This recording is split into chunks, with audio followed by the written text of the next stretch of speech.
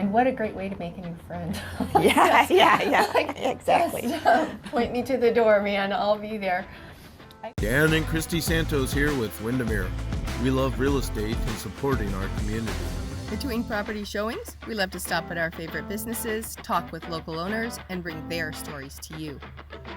This is our Bellevue. So, I'm Brenne Schario, and I'm the Executive Director of Bridges Disability Ministries. I have been doing nonprofit work for, I'm going to date myself, decades. I started, I'm a business major, and the thing that got me into nonprofit work was my husband's assignment, our assignment in India, where I put together I partnered with an Anglican church and established a daycare center for women who do domestic work in our local neighborhood. So when we immigrated and we got assigned to the United States, I found my calling because personally my family was affected by disability. I have 3 adult sons. 2 of them are on the autism spectrum. I wanted to do everything we can so that we can help them lead meaningful lives, and really productive lives. And I fell in love with people who, who have hearts of courage, have such courageous hearts that they surpass all these challenges, and inspired by them, really.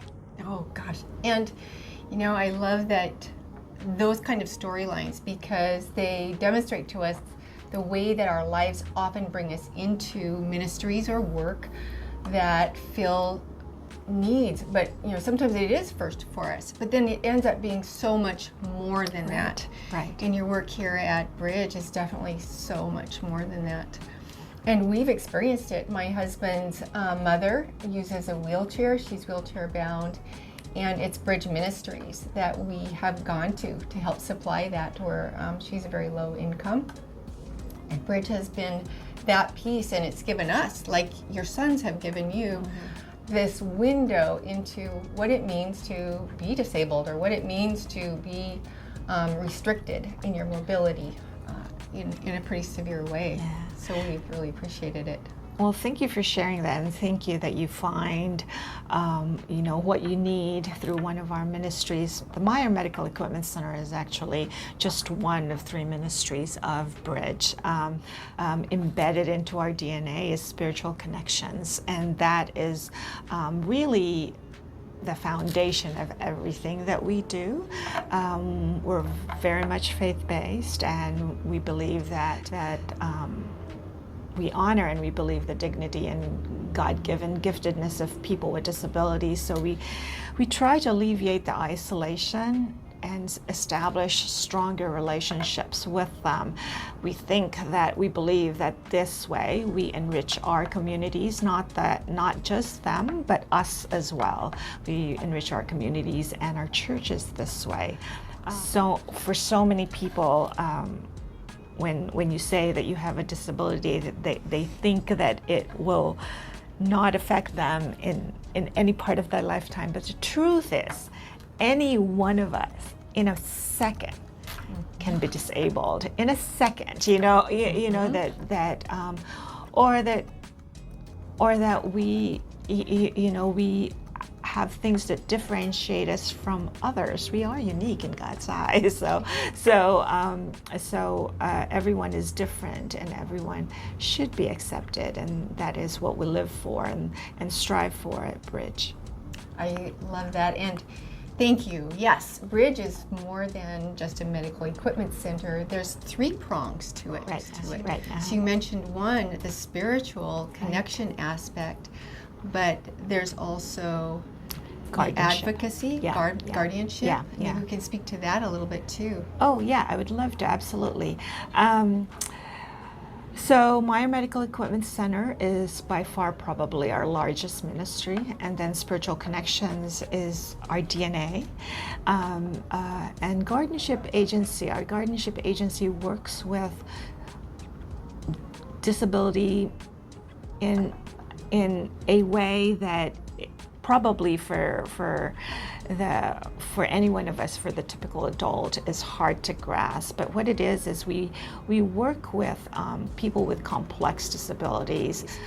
Many of them, we have about 43 in our caseload, many of them do not have anyone, a loved one or a volunteer who looks after their best interest. So we take them in and we oversee.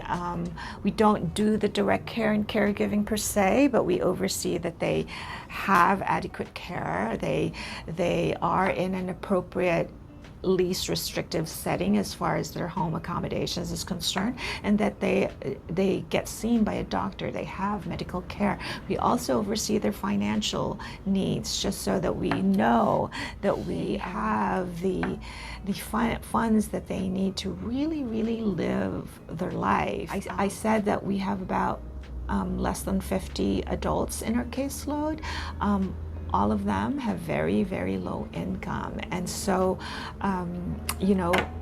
not only do they not have somebody to look after their best interests, sometimes they do not have the wherewithal to really pay for their prescription drugs or pay for their doctor's needs, so we step in to do that. It's what a needed service. Thank you. And then there's the Meyers Medical Center, which is a huge piece of our community. That's right. Our Meyers Medical Equipment Center, like I said, by far is our biggest ministry. We impact about 3,000 people every year. More than 200 people come through our MMEC doors, Meyers Medical Equipment Center.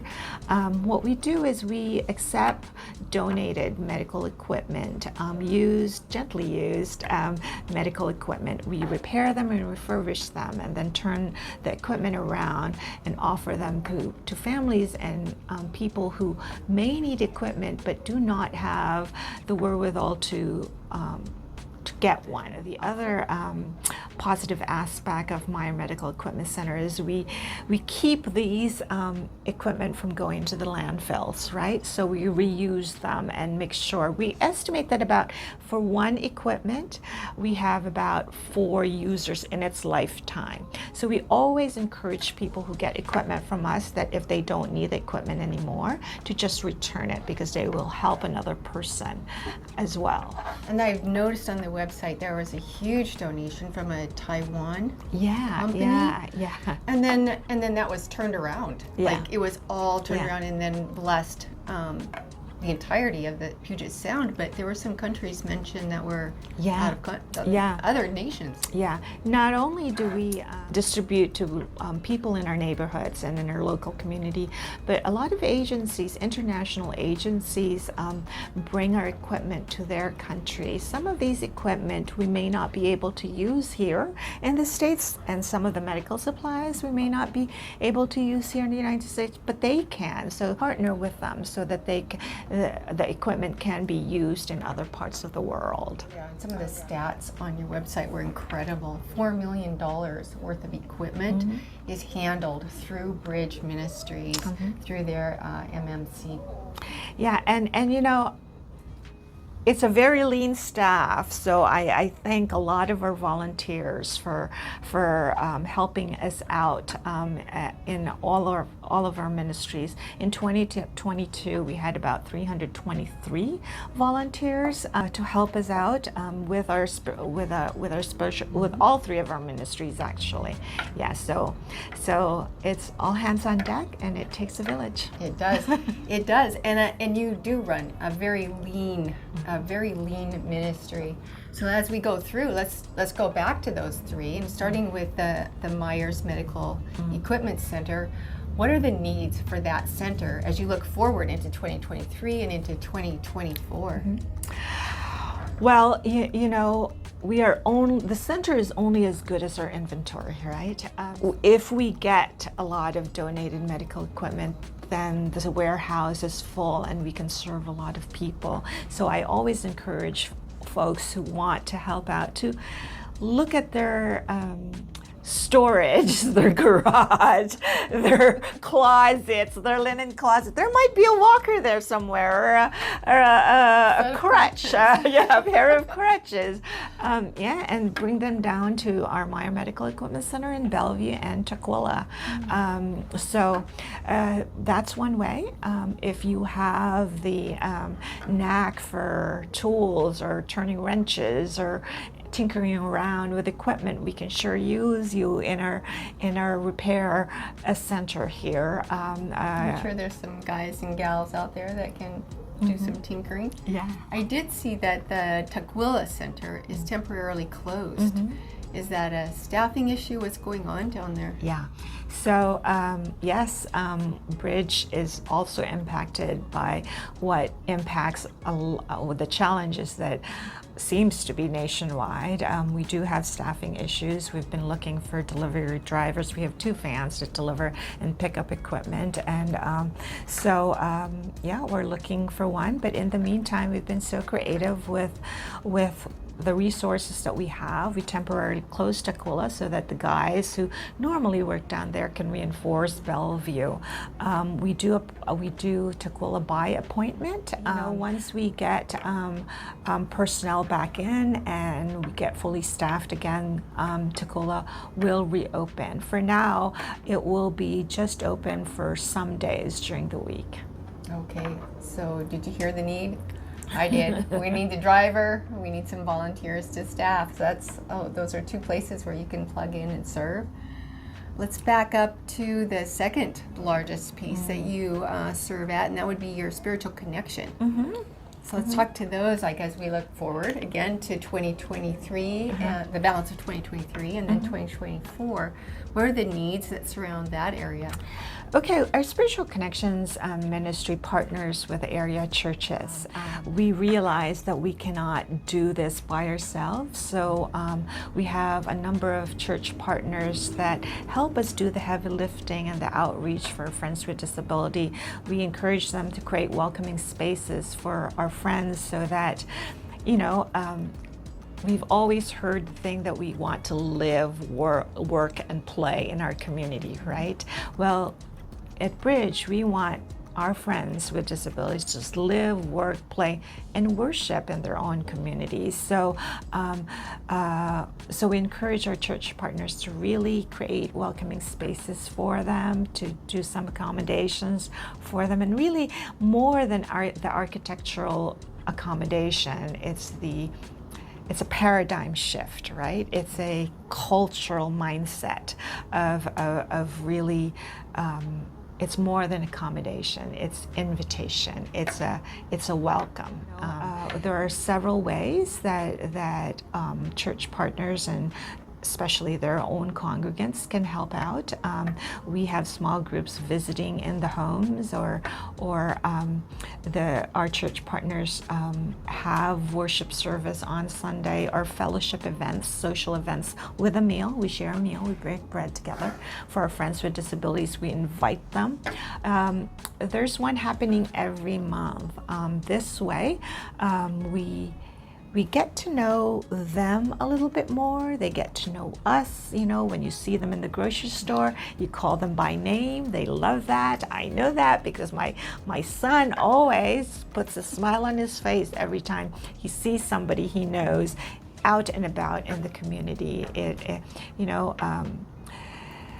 Our friends with disabilities say that more than the disability, the greatest barrier to them living happy and fulfilled lives is the isolation, the social isolation. So that is the most difficult thing for them, they say, more than just disability. So if we can help them smile and get through their day just by saying hi to them out and about, I think, or visiting them, or giving a phone call, I think it would do so much for their well-being. Oh gosh, yes, and we're all like that, aren't we? Like, who doesn't love to have someone call out your name in the grocery store? I do. Yeah. To be able to extend that love and understanding to another is just a part of being a healthy community. So I love that about Bridges, to bring, to get us thinking about how to be inclusive in our thoughts and in our programs, and, open up areas to welcome others in, shoulder to shoulder, so to speak. So the needs that maybe surround that is some public awareness, but volunteers too within churches to make sure that there's open avenues where people with disabilities, when you come in a wheelchair, you can't see past the guy who is standing in front of you. So being aware of some of those special needs for folks is just a part of having that heart for loving them. Yeah. Or really just the ministry of presence, right? Just being there. How many times have we seen people, not only people in chairs, but people who look or sound different, or may have noises that are not typical of their age? I know that because my son. How many times have we just let them be by themselves, right? And some of that really is the lack of awareness of how to behave around, right? And that's why I think that information, education is, I believe that all people are inherently good. They just need that information, or just to know, or just to be aware, just to know how they can help. Our guardianship ministry, it's staffed by certified professional guardians. So we have certified professional guardians in our ministry, but we do have the need for volunteer visits, and we pair the volunteers with homes or residents or clients that have in the same interest, or if not, we prep some of the volunteers. This is what they're interested in. You may want to get a soda when you visit because she likes soda, that kind of thing. We prep them about what the residents and the clients may need, just so to break the ice, right? And to make sure that they know a little bit of who they're visiting and how to communicate and how to really break that ice. But it's all about really outreach and breaking that isolation and breaking that loneliness, and really getting to know more about how to make each other's lives meaningful, whether you're typical or whether you have a disability. We all need each other. I also wanted to just go back to, you've got some events coming up. And so let's talk about those, because this work is, like I said, there's $4 million worth of equipment that goes out every year. The advocacy program, our certified advocacy professionals, we've got food and gifting that goes out to our friends in the community, and it all has to have a funding aspect to it. So let's talk about the funding of Bridges Disability Ministries and how the community can help sponsor that or help support that too. Right. So Bridges Disability Ministries operates on a different model, right? We are not a fee-for-service agency. We fundraise to supplement and to make sure that we minimize that delta between what is brought in and what goes out, the expenses that Bridge has. So our Building Bridges Dinner and Auction is coming up on September 16 at the Hyatt Regency in Bellevue. It is an annual fundraiser. It's our major fundraiser. It fuels more than 30% of our operating expenses. So it's really where we come together and celebrate the work that we do and thank our donors, and really make sure that everyone knows about the difference that they make when they do contribute and give their gifts to Bridge.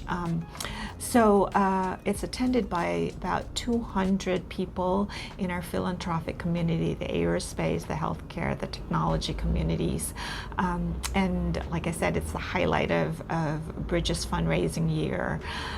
We hope that this year, coming out of the challenging pandemic years, that we meet our goal once again. And I have no doubt, because the Bridge family and the Bridge community is so generous and so supportive of all our friends, that year after year we've always met goal. But we cannot do it without the community, without you. Oh gosh, and I want to come. So you should check out the ministry website. There are pictures from past celebrations and events like this, and the food looks amazing. The folks are it's a party. It is a celebration, and I want to be there. So where do I get tickets? Yeah, well, go to bridgemin.org, and you will see our fundraising page on there, and click it, and it will bring you to the invitations and how to attend. The bidding is online as well, so if you can't come in person, you can still contribute to the work that we do here by going to our online bidding site, whether it's art, apparel, gift certificates, restaurant gift certificates, or whether you just want to donate straight up and not do any shopping. That's okay. So the online bidding page will be also on bridgemin.org. And our auctioneer has always been Matt Lorch, a great advocate and great champion for people with disabilities. Matt Lorch, many of you may know his work from Q13 before. Now he's transitioned into being full-time auctioneering and helping the nonprofit world. So. Gosh, it's gonna be fun. Fun? It promises to be fun. I promise. Every year we're gonna have a fun event here. Equally as important, I think, is our Beacon Church Collaborative Conference on Disability and Theology on October 24th. So there's going to be a gathering of folks who want to learn more about disability ministry and learn more about how we can go about doing this not only in our churches but in our own little community. So. And more information about that is on the website as well, bridgemin.org. Oh, absolutely, yeah. End isolation for our friends. I love it. Well, thank you so much for your work here and for keeping this ministry strong and stable here in the Puget Sound region.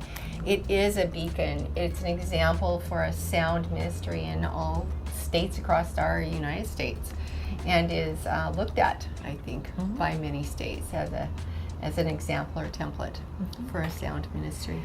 Yeah, well, thank you for the opportunity to share our work. Anytime I get to talk about Bridges Disability Ministries, I can talk all day, but we will. Your heart is definitely here, solidly here.